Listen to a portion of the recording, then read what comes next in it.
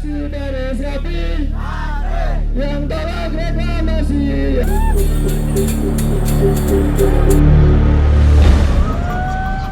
Dua pekan di bulan Maret 2015, kami habiskan di Bali untuk merekam gejolak pro dan kontra reklamasi Teluk Benoa. Kasihkan kami izin, kami buktikan. Kalau salah, udah, hakimi kami, selesai kan.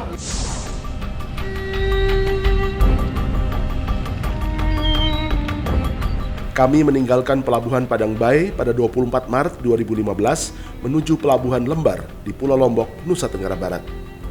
Salah satu tujuan kami adalah Kabupaten Lombok Timur, tempat di mana 30 juta meter kubik pasir laut akan disedot untuk mereklamasi Teluk Benoa.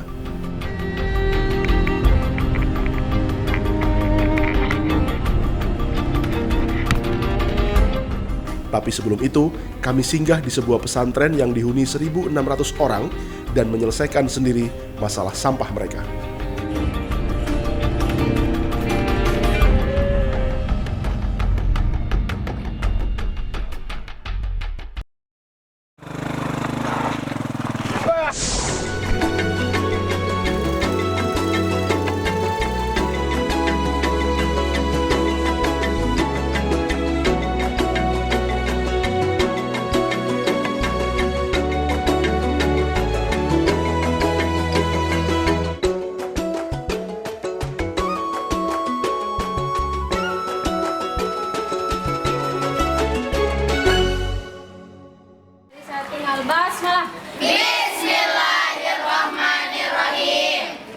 Pesantren Putri Nurul Haramain di Kecamatan Narada, Kabupaten Lombok Barat.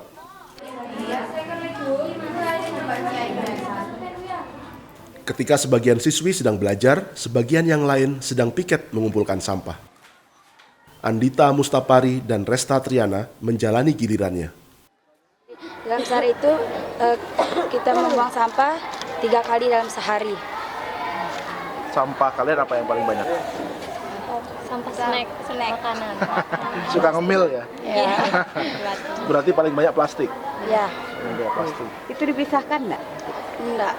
Cuma yang dipisahin sampah organik. Ya, seperti botol, gelas-gelas plastik bekas minuman itu. Minuman dan ya, sejenis kertas-kertas.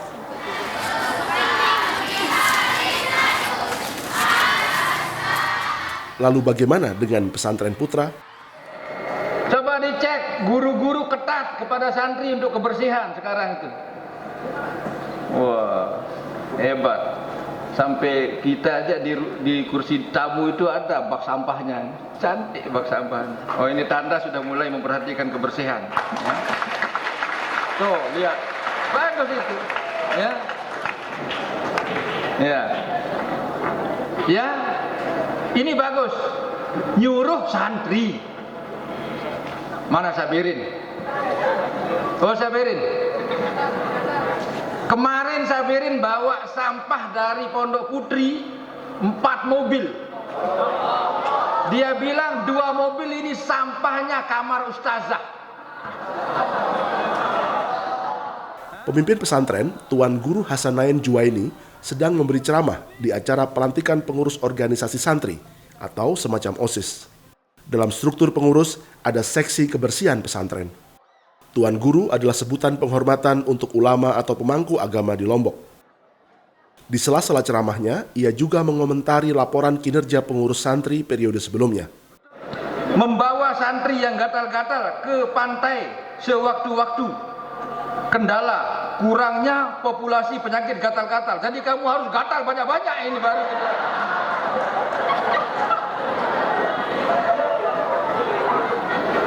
Awas kamu tahun depan kalau baca laporan seperti ini lagi, kita kembalikan ke perut ibumu.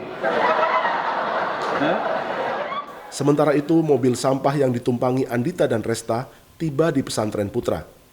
Sampah-sampah ini tidak dibawa ke tempat pembuangan, melainkan ke tempat pemilahan dan pembakaran. Usai pelantikan pengurus santri, Tuan Guru Hasanain akan bergabung dengan para santrinya di tempat pemilahan sampah. Tentu setelah sesi foto bersama.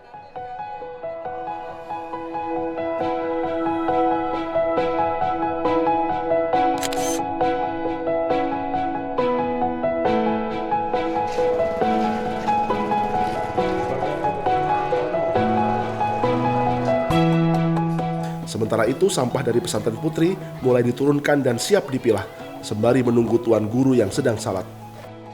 Pengurus yang baru dilantik mulai terlibat memilah sampah. Sampah plastik padat seperti bekas sabun dan sampo atau botol minuman dipisahkan. Demikian juga sampah berbahan karet seperti sandal bekas. Juga aneka besi, botol berbahan kaca, dan kertas-kertas bekas. Dari kegiatan pemilahan sampah ini, pesantren Haramain memperoleh 3 juta rupiah per bulan yang digunakan untuk mengongkosi operasional pengelolaan sampah itu sendiri.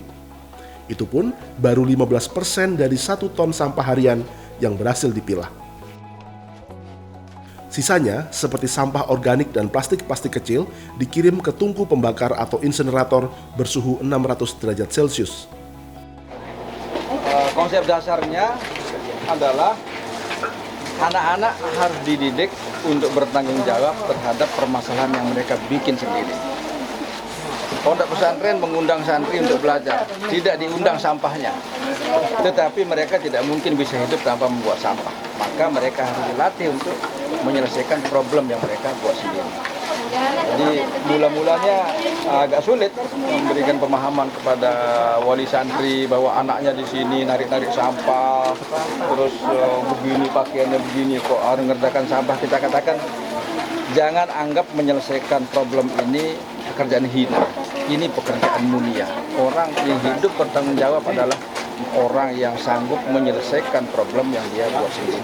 Jadi ini konsep dasarnya, sehingga mereka mengerjakan sampah ini tidak merasa sedang menghadapi pekerjaan hina, tapi pekerjaan mulia.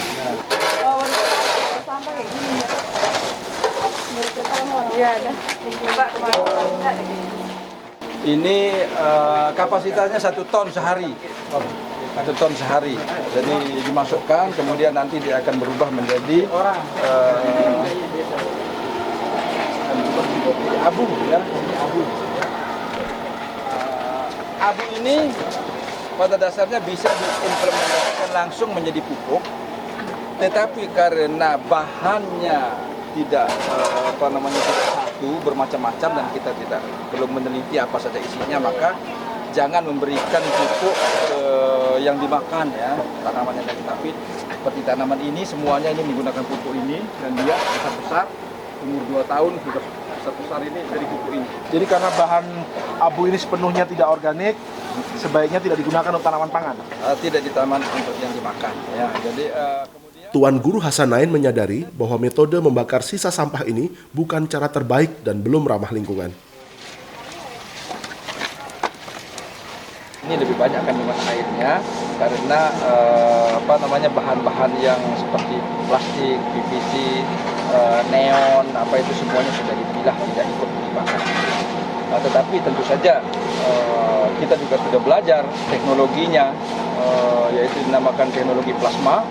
Ini jika satu gorong-gorong dipanaskan 1800 derajat dan asap dilewatkan ke sana, maka molekul asap itu akan pecah sehingga yang keluar adalah udara yang bersih. Meski belum ideal, tapi metode pengolahan sampah ini dianggap paling realistis dengan kondisi keterbatasan pesantren. Apalagi, ia menganut prinsip sampah sebagai masalah di sebuah lokasi tak boleh dipindahkan ke lokasi lain.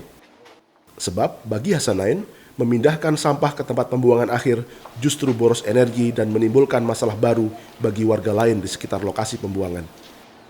Seandainya sampah itu dikelola di satu tempat, satu wilayah, ini akan menghemat berbagai sisi, ya, pembiayaan, kemudian beban jalan, kemudian armada, personil pengangkutan, kemudian juga tempat penampungan akhir. Itu tidak diperlukan lagi jika katakanlah satu kelurahan itu memiliki satu unit pemusnahan sampah seperti ini. Setelah sampah pesantren Putri selesai, kini giliran sampah bekas acara pelantikan pengurus pesantren. Sejak meneruskan pengelolaan pesantren dari almarhum ayahnya tahun 1996 silam, Hasanain memang dipusingkan dengan masalah sampah yang saat itu masih 0,5 ton per hari. Ia pernah menggunakan jasa dinas kebersihan dan harus membayar retribusi Rp600.000 per bulan. Meski jumlah truk pengangkut terbatas dan kerap tak datang. Artinya setiap desa secara finansial sebenarnya mampu ya? Jadi urusannya bukan mampu tidak mampu, tetapi tidak ada sampahnya, ya kan? Selama dia ada sampahnya dia harus buat. Urusan tidak mampu ya inilah yang harus dibicarakan dengan pemerintah, bagaimana cara mengadakan itu. Apakah pakai loan? Karena pada dasarnya jika diwajibkan mereka membayar, mereka akan mampu. Jika memang ini sudah jalan, gitu. Nah, ya bagusnya kalau ada subsidi ya, setiap desa dibuatkan satu. Dan itu nanti bisa menjadi sumber pemasukan juga, sumber pekerjaan juga, dan akan muncul berbagai kreativitas saya kira. Tahun 2011, ia mulai menyelesaikan tungku pembakaran dengan biaya perawatan elemen besi beton seharga Rp1,5 juta per tahun. Jadi berbeda dengan kita menjinakkan sampah 1 ton satu hari dibanding dengan 1.000 ton tetapi terkumpul di satu tempat, sangat jauh berbeda. Apalagi membawanya juga mengeluarkan energi. Iya. Jalan rusak, mobil dan sebagainya. Jadi kami menawarkan ini caranya, selesaikan sampah itu di setiap lokus ya, semaksimal yang mampu kita lakukan. Akan lebih ideal ketika setiap insinerator manual seperti ini dikoneksikan dengan teknologi plasma atau penyulingan asap cair. Ini saya kira selesai masalah. Di Jakarta, ongkos angkut sampah setiap ton mencapai Rp160.000, ditambah ongkos pembuangan atau tipping fee Rp120.000. Maka hanya untuk memindahkan 1 ton sampah saja butuh Rp290.000. Itu baru memindahkan, belum mengolahnya. Sementara dalam hitungan Hasanain, untuk menerapkan teknologi plasma yang menetralkan asap sisa pembakaran, hanya butuh Rp282.000 untuk setiap ton. Di luar hitung-hitungan itu semua, Hasanain juga menggunakan lokasi ini sebagai ruang kelas untuk mendidik santri-santrinya. Ini mencuci apa? Enggak, jadi kalau ada di sini pakaian yang masuk dalam misalnya sampah ini kan sumbernya dari mana-mana, dari tempat jemuran apa sebagainya, kan ada pakaian yang terikut ke sini masih bagus, dipilah kemudian. Memang ini juga termasuk fasilitas ini, harus ada mesin cuci di sini ya. Nanti dikembalikan lagi ke sana untuk dipilah mana yang tidak sengaja dibuang tapi terbuang. Oke, supaya jangan mubazir. Kembalikan lagi ke sana. Lanjutkan dulu ini, biar satu orang kerja ini dulu. Pakaian-pakaian yang mungkin tak sengaja terbuang ini dikumpulkan dan akan dikembalikan kepada pemiliknya. Sampahnya dari dapur ya. Oke. Ya, jadi banyak juga barang-barang dapur yang sebetulnya masih bisa dipakai. Ya. Itu harus dicuci, dikembalikan lagi. Ini tidak sengaja terbuang atau memang? Ya macam-macam, kadang-kadang petugas yang mengangkut sampahnya kan tidak sabaran, sudah main angkut saja. Atau mungkin Tahun 2011, Hasanain Juwaini memperoleh penghargaan Ramon Magsasai karena selama 9 tahun memimpin warga dan santrinya menghijaukan 33 hektar hutan yang semula tandus. Ia juga dianggap konsisten mengajarkan toleransi antar keyakinan dan kesetaraan gender.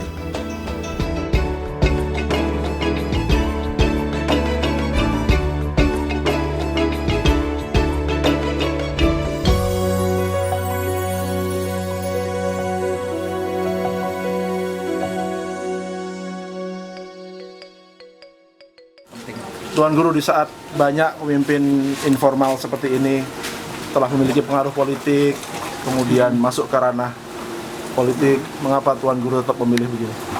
iya, kalau kita mau cari kenikmatan kan kita pilih yang kenikmatannya bukan judulnya kan. Jadi di mana kita merasa bisa berperan lebih manfaat, bisa bermanfaat lebih banyak, ya itu kita pilih. Tidak usah lihat judulnya. Ide lain yang ia terapkan di pesantrennya adalah berusaha menyeragamkan 1.600 sandal agar tidak tertukar atau menghindari pencurian.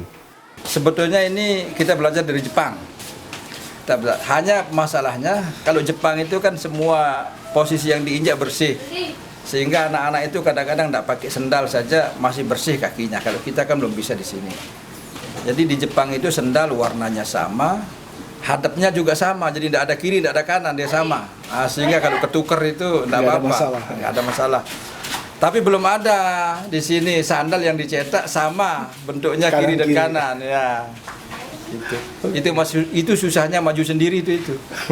Harusnya ada 100 pondok pesantren lain berpikiran yang sama sehingga pabrik bisa memproduksi yang seperti yang kita butuhkan. Jadi itu nggak ada isu soal kecemburuan sosial, nggak ada masalah dengan hilang kepemilikan, karena semua sudah sama. Semua sudah sama. Ya itu, tapi tidak bisa kita implementasikan karena tidak bisa kita tidak punya pabrik sendal.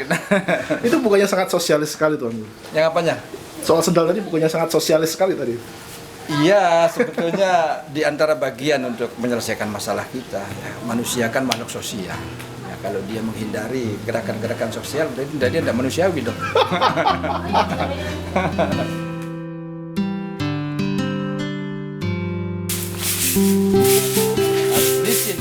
Tuan Guru Hasanain melanjutkan aktivitasnya. Sebelum kami berpamitan, kami ingin menguji apakah para santri ini benar-benar menghayati ajarannya atau hanya sekadar terlihat giat di depan kamera. Pakaian rapi-rapi kok ngurusin sampah, nggak takut kotor? Ngapain takut kotor? Soalnya kan kalau kotor bisa dicuci kembali. Kalau kita ngapain kalau gitu aja, ngapain kita mandi kalau besok kotor lagi, gitu juga aslinya. Kalau kita takut kotor, hidup kita nggak akan bisa bersih gitu. Tapi ini apa nggak terlalu rapi Mang untuk ngurus sampah ini? Enggak juga sih, nggak apa-apa. Biasa. Mas, misalnya kita pergi ke kantor, terus kita lihat sesuatu yang kotor, masa kita biarkan? Pasti kita pungut biar dia, sesuatu yang kita lihat itu biar lebih indah, biar lebih bersih. Kalian baru dilantik tadi kan ya? Iya. Pas pelantikan tadi ya? Jadi ini adalah pasukan kebersihan? Iya. Nah, seperti itu. Siapa namanya? Benny Putra. Benny Putra. Kalau ini? Johannes Purwadi. Johannes Purwadi? Iya. Namamu bukan seperti nama pesantren? Iya Johannes? Hah? Kenapa kamu ketawa begitu? Ada sejarah yang unik dengan namanya? Oh, kurang tahu. Asli mana?